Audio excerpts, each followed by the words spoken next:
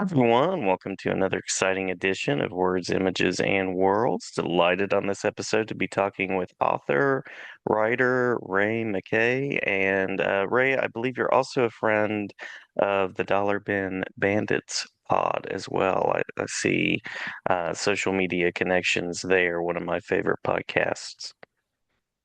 Yes, I am. I've been on the Dollar Bin Bandit podcast previously, and I consider a lot of those guys, especially Oren Phillips, to be very good friends of mine. I love what they do, and I love listening to their show. They've had some really great interviews. Yeah, yeah, one of my favorites for sure. I know that people out there can go and find your work in places like the just announced Diversions. You also have Sentinels out, and you've contributed to the world of Eerie as well. Mhm. So lots of writing credits that you're already building. Yes, I've had the genuine pleasure of getting to work with a lot of different creators and publishers in my time in comics so far. It's been incredible. Yeah, yeah. Well, curious about what leads you to this world of comics, what's led you here and to writing comics. And I know there's some fandom because we have some matching Batman mugs here. So Yes, curious to hear about that. mine's sort of got a history of here. It sort of tracks Hmm. Batman from 1939 to present day, which I always thought was really cool. Yeah, I love that. Love that. I'd like to think I've been connected to comics ever since I was a kid. I've loved them as far back as I can remember. My parents, when I was growing up, on top of reading me books like Goodnight Moon or the Berenstain Bears, they'd also read me the Superman Chronicles, like the original reprints of the Siegel and Schuster Superman comics. And I'd like to think I've always been a big reader. Reading is a big thing in my family. And when I was in elementary school, I actually used to get in trouble for reading under my desk and not paying attention in class. I'd be reading comic books or Hardy Boys, whatever I could get my hands on, really. I always used to walk around with a book. When I was 10, my family went to Disney World, and I walked around with a copy of Harry Potter and the Order of the Phoenix, which is massive for a 10-year-old to be carrying Hmm. around. Hmm. And I just read it in the lines. Um,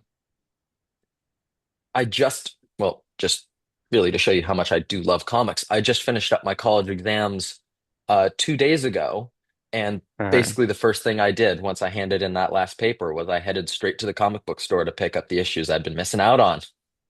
yeah. Um, yeah. If there was only a way to embed like exam studies in comics, that would be a wonderful, wonderful thing. That would work really well. But I think it would take the joy away in some ways too.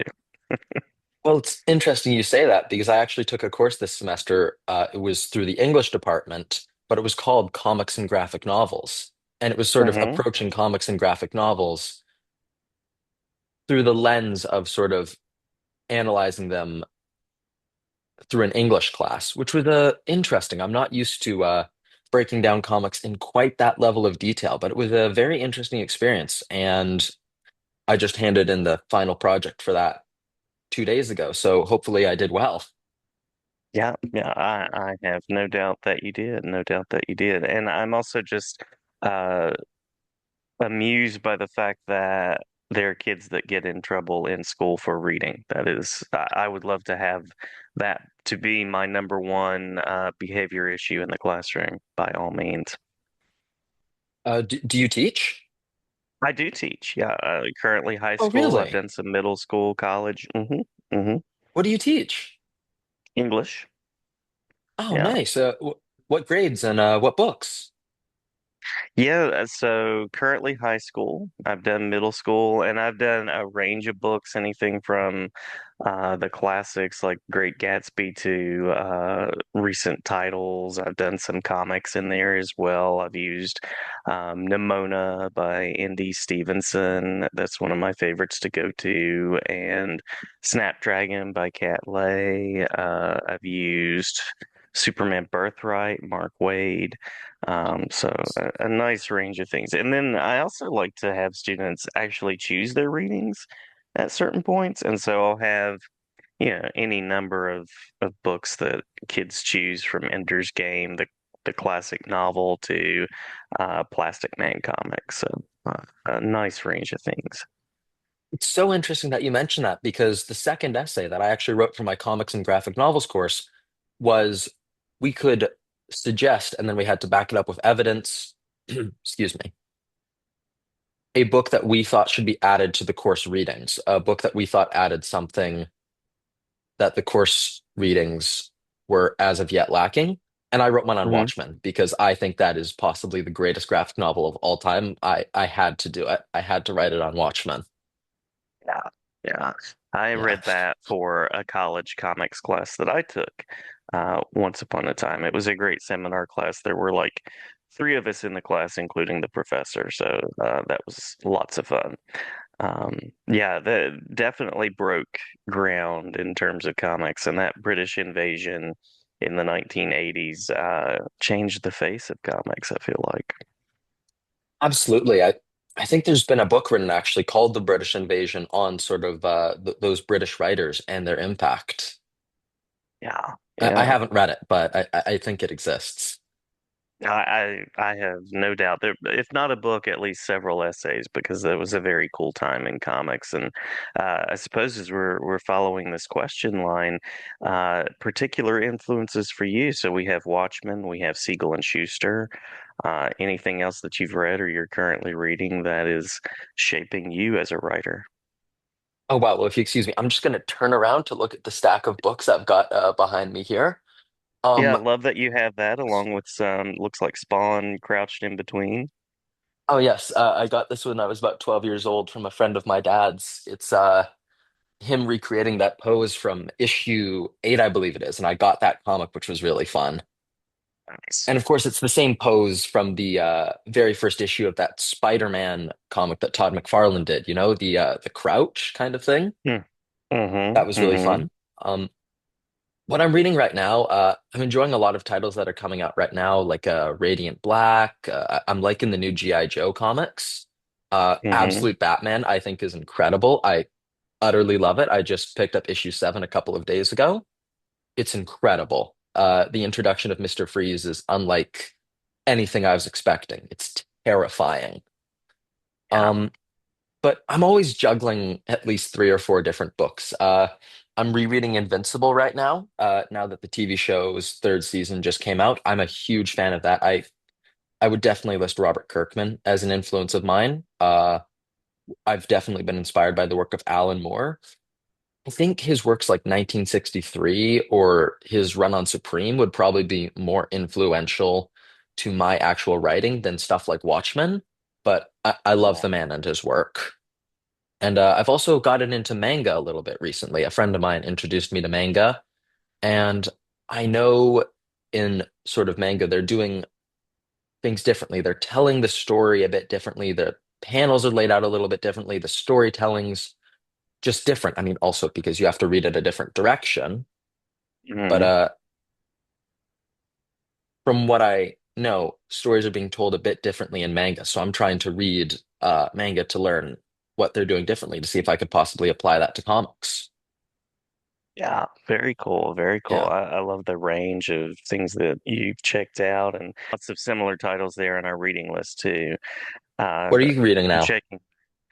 Uh, Big fan of some of the indie creation. I try to read a little bit of Big Two. So I am also reading Absolute Batman. Just picked up the issue that introduces Freeze and really liking the art there and Scott Snyder. I Hmm. mean, that's superhero meets Scott horror Snyder. meets yeah, it's all the things. So checking that out. I read like the middle grades world as well. I was just rereading some Amulet books this past Oh, those week. are so good. Yeah, yeah, Have you read Bone? I have, yeah. And Jeff Yeah. Smith is such a nice, I met him at Heroes Con, such a nice person and just such a cool, groundbreaking book. Oh, absolutely. Sorry, I'm going to disrupt my computer for a second here, but literally on the wall right there, I have a signed poster from Jeff Smith that I got at a comic convention. It says "For Ray" on it, Nice, and it's nice, one very of the nice. coolest things I have here. Yeah, yeah, cool. He's a great guy, though. Um, oh yeah, definitely. And then Path of the Pale Rider is an indie book that I have been enjoying. That's Lori Calcaterra, and it's like a zombie apocalypse book. Um, so if you like the Kirkman Walking Dead stuff, I mean, it's not that, but it's very interesting and creative. Oh, I have not heard of that, but I just made a note of it on my computer. I will check it out the second we hop off this call. Yeah, yeah, definitely recommend. Um, well, as we're talking different types of narratives, it sounds like you've been impacted by Siegel and Schuster and some of the classics. You Hmm. have more recent um, inspirations. I was going to ask what draws you to superheroes, but you also have some horror influence here as well. So just curious about kind of the creative spark for you and how a story comes to be. Wow, I mean, I'm definitely attracted to a lot of different narratives, and I'm attracted to superhero narratives because of my love of superheroes. I know I'm already repeating myself a little bit here, but I grew up reading superhero comics, watching superhero TV shows. The story of how I watched all of Batman the animated series in one summer is hilarious. If you'll permit me, our dryer wasn't working, so like you know how with your dryer you have to sort of like you usually have to pull a dial and then it'll work. Mhm. Ours wasn't doing that, so my mom downloaded the entirety of Batman the animated series on her iPad, gave it to me, and I had to sit there for about 2 hours every day and just hold the dial out, and that's how I came to Batman the animated series. Oh, how funny. Yeah. Yeah. I'm actually currently rewatching that too. So, Oh, uh, where are you? I am in, I believe it's season three. It's when they start to turn over to the Batman and Robin adventures, I think Right. is where I'm at. Yeah. But I then I'll loved that watch as a like an kid. episode here and there. Yeah. Mhm. Yeah. I think a favorite of mine in season three might be, I think it's called Showdown. That's the one where they flash back to Ra's al Ghul's past where he fights Jonah Hex. I always just thought that was so cool. Written by Joe Lansdale. I was just watching that one yesterday. Really? Yeah. And it was one, That's the great. title card, yeah, the title card came up and I was like, I think I remember this. And then it started and I was like, oh yeah. And I hadn't seen it in a while and Hmm. really cool. And of course, at the time when I watched it as a younger person, I didn't realize that Joe Lansdale wrote it. And then I saw his name there because I've read some of his prose and he Hmm. was probably one of the first Batman prose writers I read. So really cool stuff. Wow. I absolutely loved it because I was raised on sort of classic Westerns. Like I've seen most of the John Wayne movies, most of the Clint Eastwood. So getting an honest to goodness Western adventure in Batman the Animated Series, it was the perfect combination for me. Yeah, yeah.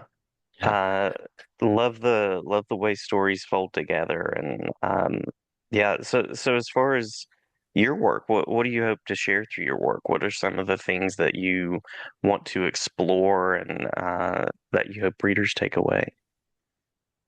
Wow, that's a great question. What am I hoping to share? I'd have to say I'm trying to share my love of comics. I truly deeply enjoy comics and superhero stories. They've always been a big part of my life. Superhero comics have been there for me in some of my darkest and some of my best times. And I guess I'm trying to share that with others. Like, I know there are a lot of creators and comics and stories out there, but I like to think that I have my own unique interest and passion for comics. I'm always working on new stories or characters, and I hope that my writing can sort of convey that interest and maybe even spark it in others. The comics that I grew up reading meant the world to me. I truly loved them, and I hope I can sort of share that experience through my work, that my love of comics can inspire that in others. I guess if I had to sum it up, if I could have someone like read a comic or a story that I did, and then they finish it and they put it down and they go, that was awesome. I loved that comic. That would be truly fantastic for me. That would be incredible. Yeah, yeah. And you were just holding up your contribution to Big Bang there as well. Yes, this was the first full-length comic story I did for them, and it was featuring Megaton, which was beyond an honor to write a character that's been around for so long and so established. Yeah, yeah. What a great first gig to get to tap into a world like that. It was incredible. It was truly incredible. And it's funny, you can't see it from here, but on the wall just across from me, I bought the cover art for that issue from the artist to sort of commemorate it, and I've got it framed on my wall. Nice, nice. Yeah. Um, Hmm. well, curious about the creative process for you. What is your writing like? How do you tap into that process, including the latest work? Any latest work that you'd like to share about? Oh, wow. Well, my creative process definitely varies from project to project because sometimes I'll be pitching an idea to a creator or a company, and sometimes I'm approached by a creator or company to help make a story idea a reality. When I'm pitching my ideas, they come from everywhere. They come from my life. I've pulled ideas from classes, from everyday experiences, or from watching TV or reading comics and wondering, what if, among Hmm. others. Some great examples would be the first superhero I ever created was Carrot Man in the third grade, and that was just based off of my lunch, which was a bunch of carrot sticks. And I wondered if you could do a superhero around that. He has a big sword that's shaped like a carrot and carrot darts he throws at people. It was I may have to bring that back at some point. I think it could Yeah, find an audience. carrot But another darts. example, yes, I thought that was quite cool. But another example would be just the villain from this issue of Megaton, Agent Orange. I got the idea while I was in the back of a Vietnam War history class. I was just sort of half paying attention to the lecture, and then I heard them mention Agent Orange, and I just remember in the back of my head going, "That sounds like it would be a really cool name for a character or a villain." So I scrolled to the bottom of my notes for that class, and I just typed down Agent Orange, cool name for a villain. Shoots chemicals out of hands, maybe? Question mark. Hmm. And that's sort of where the kernel of that idea began. Yeah, Yeah. but I've always got a notebook on me to write down sort of random ideas or lines or whatever pops into my head. Um, this is kind of funny. I even have a waterproof notepad tacked up in my shower for when I think of ideas then. I actually think I've had some of my best ideas in the shower, and I've definitely lost a few ideas in the shower because you're there, it's in your head, you step out, it's gone. And that's why I have the Hmm. pad. But when I'm approached to sort of develop an idea, it's a bit different. I'm usually given an outline or a character to work with, and from there, I try to look at that outline and I'll think on it and brainstorm on how I can make that story about that character as interesting as possible. I always try to read any previous appearances of that character to try and figure out the core of them, what makes them tick, what makes them interesting and unique. And then I'll try and write a story centered around what I find about that character to make them appealing. Hmm. Um, Yeah, that's sort of the two different approaches. And I've written scripts in both like full script style or Marvel style, or even once or twice I've been given a fully drawn comic and just been asked to come up with the dialogue for it. So definitely quite a few creative processes. When I'm scripting out something by myself, though, just me, I always write it out by hand first, even if it's just page by page breakdowns. I heard that in an interview with Robert Kirkman. It always stuck with me. That's something he does for The Walking Dead. And cool that the writing process, the inspiration process, doesn't even take a break when you're in the shower. No, it does It's not. full on. Yeah. Hmm. Um, well, if I'm a listener out there and I want to know more about your work, are there particular convention spaces that you frequent, online spaces where you would point people to?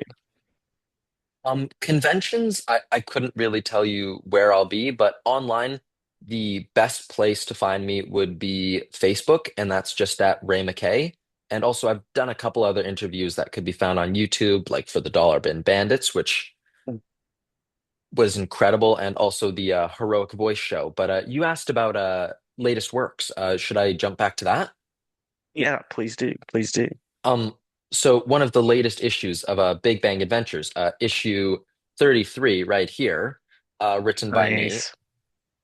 Yeah, it's incredible artwork by the artist Ron Williams. It features Big Bang's characters Shutterbug and Amphibian Man teaming up for the second time. The two heroes have to solve a series of grisly murders where bodies are being drained of blood, which are Hmm. somehow Hmm. connected to a science convention that's in town. This is my advanced copy right here, but it should be on Indie Planet pretty soon. And my process behind this one was really fun. I remember as I was doing it, I was talking to my buddies sort of after classes. I was like, okay, now we're going to do this, and then we're going to do that. And my buddies just sort of sit back and listen and encouraging me. It was great. Uh, Hmm. so I had the idea for this issue, Big Bang 33, after watching a couple of old sort of sci-fi horror movies. And I kind of realized how a lot of the tragic accidents that lead to the creation of the monsters in these movies are pretty similar to the accidents that give superheroes their powers in the comics, or in this case, supervillains. Hmm. And Hmm. as for the characters, well, the two main superhero characters, Shutterbug and the Amphibia Man, they'd teamed up once before. I believe it was in issue 25 of Big Bang Adventures. And I had helped edit that issue a little bit, and I really liked the dynamic between the two characters, where Shutterbug's sort of older and jaded and in it for himself more, and he's always talking down to Amphibia Man and calling him kid. And they both just have such different goals as characters, whereas Shutterbug's just trying to get photos, and Amphibia Man is searching for answers for why he is who he is, as well as he's searching for information on the corporation that's hunting him. Um, Hmm.